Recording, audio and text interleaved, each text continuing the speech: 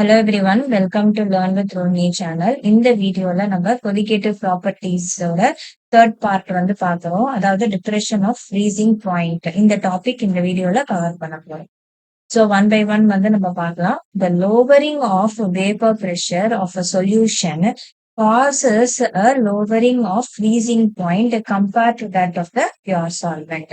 So இங்க என்ன சொல்றாங்க அப்படின்னா, இந்த vapor pressure வந்து of a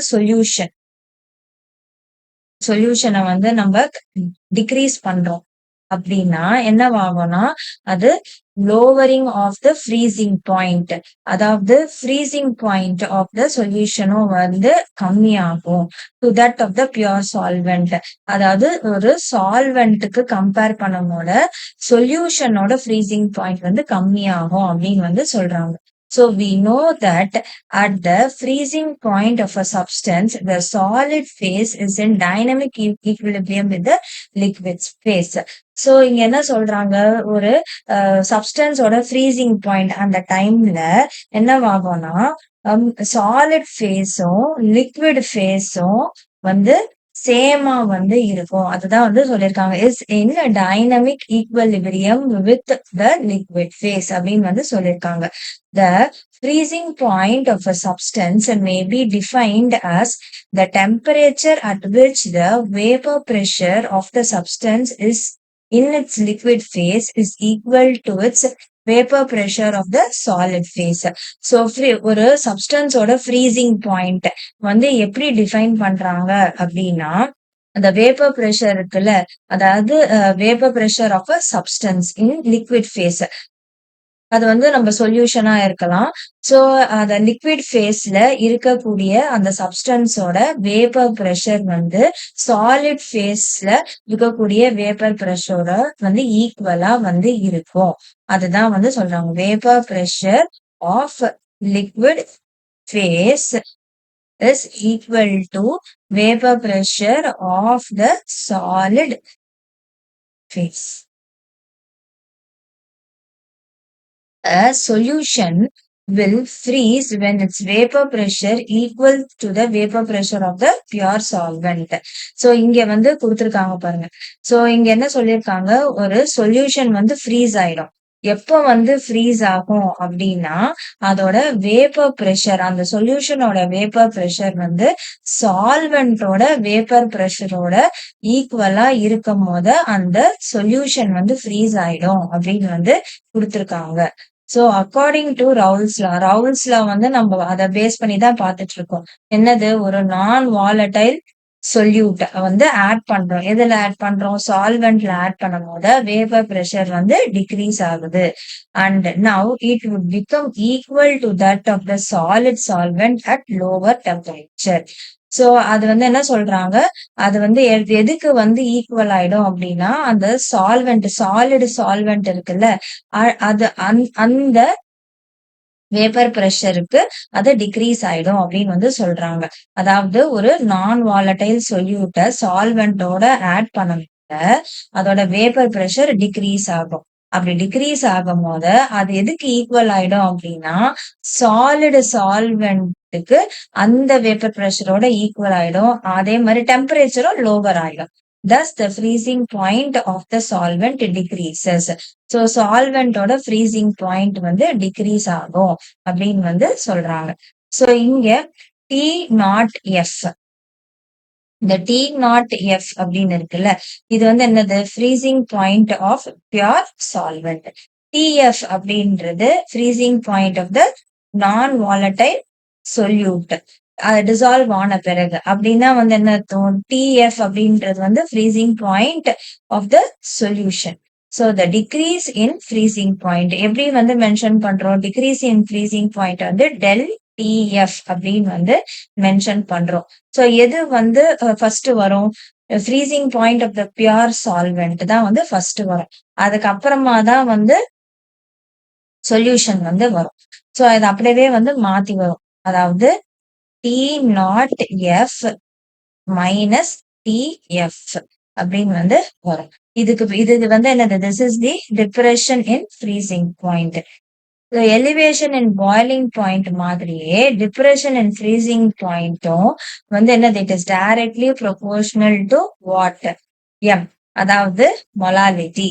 சோ அதான், ஆனா வந்து இங்க ப்ரொபோர்ஷனாலிட்டி கான்ஸ்டன்ட் இன்ட்ரோடியூஸ் பண்ணும் போது கேஎஃப் வந்து இன்ட்ரோடியூஸ் பண்றாங்க.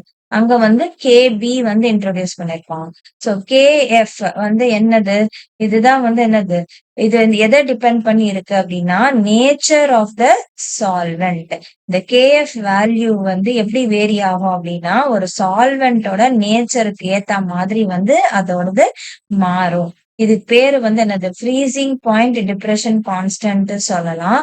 அதே மாதிரி மோலால் டிப்ரெஷன் கான்ஸ்டன்ட்னு சொல்லலாம். கிரையோஸ்கோபிக் கான்ஸ்டன்ட் அப்படின்னு சொல்லலாம். அதை வந்து எபிலியோஸ்கோபிக் கான்ஸ்டன்ட்னு சொன்னோம். இது வந்து கிரையோஸ்கோபிக் கான்ஸ்டன்ட் வந்து சொல்றோம். ஸோ கேஎஃப் ஓட யூனிட் வந்து என்னது, கெல்வின் கிலோகிராம் பர் மோல், அதே தான் வந்து வரும். அண்ட் இந்த கேஎஃப் வேல்யூ வந்து ஃபார் சம் சால்வென்ட்ஸ் இதை வந்து டேபிள்ல வேல்யூஸ் எல்லாமே லிஸ்ட் அவுட் பண்ணியிருக்காங்க கிலோகிராம். ஸோ இதை வந்து நம்ம தனி பேஜ்ல டெரிவேஷன் வந்து ஒர்க் அவுட் பண்ணலாம். So M is nothing but molality. So M வந்து என்னது, moles of solute by mass of solvent.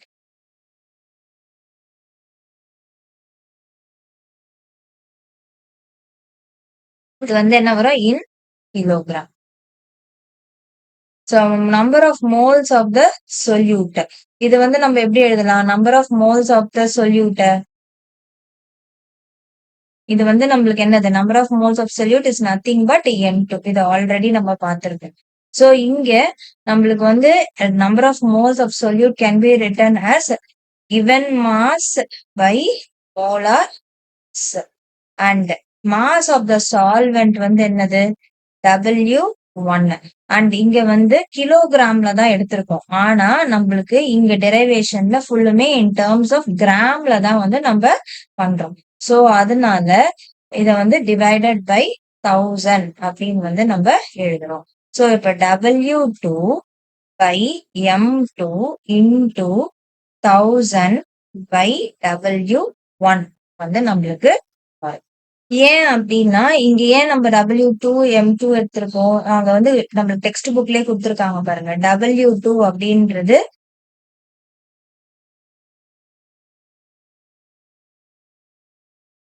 Mass of solute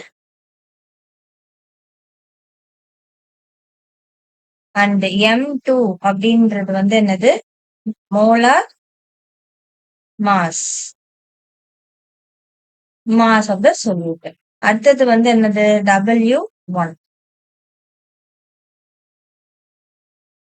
mass of the solvent in grams. So அதனாலதான் வந்து நம்ம டிவைடட் பை 1000 வந்து இங்க பண்றோம். சோ இப்ப del TF this is equal to, நம்மளுக்கு வந்து இங்க என்ன நம்மளுக்கு கிடைச்சிருக்கு, del TF is equal to what, KF into M. இப்ப எம் தான் நம்ம சால்வ் பண்ணி கண்டுபிடிச்சிருக்கோம். So del TF is equal to KF into M பதிலா W2 into 1000 by M2 into W1. இப்ப வந்து நம்மளுக்கு M2 வேணும் அப்படின்னா இது எல்லாமே வந்து கேபிட்டலா மாத்திக்கோங்க. டெக்ஸ்ட் புக்ல கேபிட்டல் எம் கொடுத்துருக்காங்கல்ல, அதனால அதேவே நம்ம ஃபாலோ பண்ணிக்கலாம். And M2 is equal to KF into W2 into 1000 by del TF into W. So இப்போ வந்து நம்மளுக்கு என்ன வேணும், M2 அப்படின்றது வந்து என்னது, molar mass of the solute.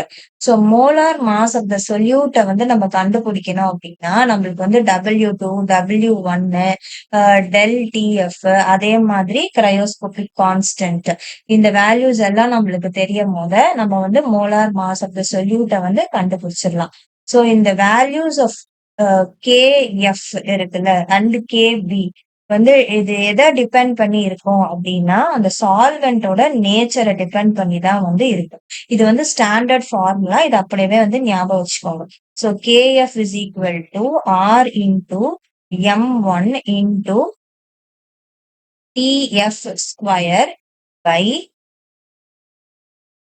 1000 into del fusion H. அதாவது enthalpy of fusion அப்படின்றது அர்த்தம். சோ இந்த வேல்யூஸ் எல்லாம் தெரியும் போது நம்ம கண்டுபிடிக்கலாம். அதே மாதிரி KB. So KB is equal to R into M1 into TB square வரும் divided by 1000 into del vaporization H. அதாவது enthalpy of vaporization. சோ இது ரெண்டும் வந்து என்னது ஸ்டாண்டர்ட் ஃபார்முலாஸ். இதை பேஸ் பண்ணி சில டைம் சம்ஸ் வந்து வரலாம். சோ இங்க வந்து ஆர் அண்ட் M1 வந்து என்னது ஆர் அப்படின்றது வந்து it is nothing but gas constant. And M அப்படின்றது வந்து நம்மளுக்கு தெரியும் M1 அப்படின்றது வந்து என்னது molar mass of the solvent. And TF TB வந்து எதை டினோட் பண்ணுது? TF வந்து freezing point of the pure solvent and TB அப்படின்றது boiling point of the pure solvent வந்து ரெப்ரசன்ட் பண்ணுது இன் கெல்வின். அண்ட் இது வந்து என்னது டெல் ஃபியூஷன் H அப்படின்றது வந்து என்னது enthalpy of fusion and del VAPH வந்து என்தால்பி ஆஃப் வேப்பரைசேஷன். சோ இதெல்லாம் ஞாபகம் வச்சுக்கோங்க. டேபிள் 1.3 இங்க வந்து டேபிள் வந்து கொடுத்திருக்காங்க. எதுக்கு கொடுத்திருக்காங்க? சோ பாருங்க, molar boiling point elevation and freezing point depression constant for some solvents வந்து இங்க லிஸ்ட் அவுட் பண்ணிருக்கோம். சோ இப்ப வந்து நம்ம இந்த கிராஃப் பார்ட் வந்து நம்ம பார்த்தோம். சோ நம்ம வந்து கிராஃப் வந்து பார்க்க போறோம். சோ கிராஃப்ல டெம்பரேச்சர் வந்து along the X axis, vapour pressure along the Y axis வந்து எடுத்துக்கிறோம். சோ இப்ப வந்து நம்ம ஒரு பியூர் சால்வெண்ட் எடுத்துக்கிறோம். சோ அந்த பியூர் சால்வெண்ட், அந்த பியூர் சால்வெண்டோட வேப்பர் பிரஷர் வந்து டிக்ரீஸ் ஆகுது அப்படின்னு எடுத்துக்கிறோம். ஏன் வந்து டிக்ரீஸ் பண்றோம்? அதாவது அதை ஃப்ரீஸ் பண்றதுக்கு. அது அப்போ வந்து அதன் டெம்பரேச்சரை வந்து நம்ம லோவர் பண்ண டெம்பரேச்சர் இங்க நம்ம என்ன பார்த்தோம்? டெம்பரேச்சர் வந்து இப்படி வரும்போது அது அதிகமாகுது. ஸோ டெம்பரேச்சரை லோவர் பண்ண அதோட வேப்பர் பிரஷரும் வந்து நம்மளுக்கு கம்மியாகுது. This is liquid solvent.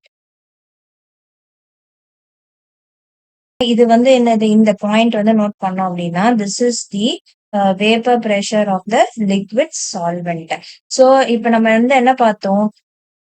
Vapour pressure of the liquid ஃபேஸும் சாலிட் ஃபேஸும் ஈக்குவலா இருக்கும். சோ இப்ப இந்த பாயிண்ட்டுக்கு அப்புறமா நம்மளுக்கு வந்து என்னவாகும்னா அது வந்து சாலிடா வந்து கன்வெர்ட் ஆக ஆரம்பிக்கும். அதாவது இங்க வந்து என்னவாயிடும்? இது வந்து சாலிட் சால்வெண்டா வந்து நம்மளுக்கு ஆகும். Solid solvent.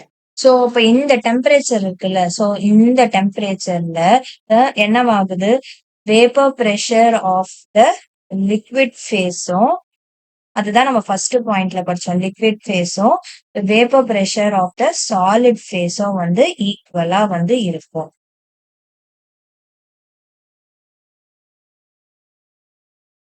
சோ அப்ப வந்து நம்ம இந்த டெம்பரேச்சர் வந்து என்ன சொல்றோம்? நம்ம இந்த டெம்பரேச்சர் இதுதான் வந்து என்னது? T0F. அதாவது freezing point of pure solvent.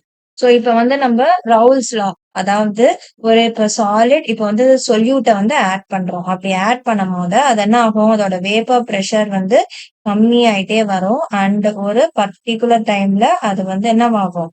It will be equal to the vapour pressure of the solid solvent solution இல்ல.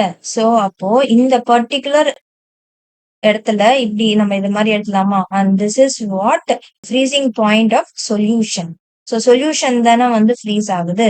So this is freezing point of the solution. So இங்க வந்து நம்ம என்ன எழுதலாம்? Vapour pressure of solution is equal to vapour pressure of the solvent, solid solvent அப்படின்னு வந்து நம்ம சொல்லலாம். சோ இந்த ரெண்டுத்துக்கும், இந்த ரெண்டு டெம்பரேச்சருக்கும் இருக்கிற டிஃபரன்ஸ் இருக்குல்ல, இதுதான் வந்து என்னது? Depression in freezing point. இத வந்து டெல் TF அப்படின்னு வந்து நம்ம மென்ஷன் பண்றோம். அதாவது இங்க என்ன வரும்? T0F minus TF. இத வந்து நம்ம என்னன்னு சொல்றோம்? டிப்ரெஷன் இன் ஃப்ரீசிங் பாயிண்ட் அப்படின்னு வந்து நம்ம மென்ஷன் பண்றோம். சோ இந்த கிராஃப் வந்து உங்களுக்கு கிளியரா புரிஞ்சிருக்கும்னு நினைக்கிறேன். நம்ம இப்ப தியரியா பார்த்ததை தான் வந்து இந்த கிராஃப் மூலயமா வந்து அவங்க ரெப்ரசன்ட் பண்ணியிருக்காங்க.